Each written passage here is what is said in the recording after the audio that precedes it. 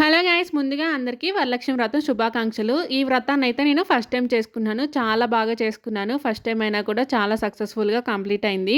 ముందు రోజే అన్నీ ప్లాన్ చేసుకొని పెట్టుకున్నాననమాట. ఇంక మార్నింగే లేచి ఇల్లు కనుక తూడ్చేసి, అమ్మవారిని రెడీ చేసి, నేను కూడా రెడీ అయ్యాను.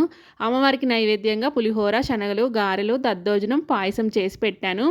ఇంకా ఆ రోజే మా తమ్ముడైతే వచ్చాడనమాట. నాకు కొంచెం హెల్పింగ్‌గా ఉంటుందని. ఇంక నేనైతే వ్రతకల్ప బుక్‌లు చదువుకుంటూ పూజ అయితే కంప్లీట్ చేసుకున్నాను. ఈ పూజ అయితే మా వారి సపోర్ట్‌తో చాలా బాగా జరిగింది. ఇంకా ఆ రోజే మా తమ్ముడు ఊరెళ్ళిపోతున్నాడంట. సో, నాతో అయితే రాఖీ కట్టించుకోవడానికైతే మా ఇంటికొచ్చాడు. మా తమ్ముడికి రాఖీ కట్టడానికి ఇంక అన్నీ సిద్ధం చేసుకొని పెట్టుకొని రాఖీ అయితే కట్టాను. రాఖీని ఒక్కొక్కళ్ళు ఒక్కొక్కలాగా కడతారు కదా! ఇంకా నేనైతే రాఖీని ఇలా కడతాను. ఫస్ట్ అయితే బొట్టు పెట్టేసి, గంధం చుక్క పెట్టి, రాఖీ కట్టి, స్వీట్ తినిపించి, హారతయితే ఇస్తాను. ఇంకా రాఖీ కట్టిన తర్వాత అమ్మవారి దగ్గర చేసిన ప్రసాదాలుంటాయి కదా! అవైతే పెట్టాను. ఇంకా మా తమ్ముడు తినేసి ఊరెళ్ళిపోయాడు. మరి మీరు రాఖీ ఫెస్టివల్‌ని జరుపుకున్నారా లేదా? కామెంట్ సెక్షన్‌లో కామెంట్ చేయండి.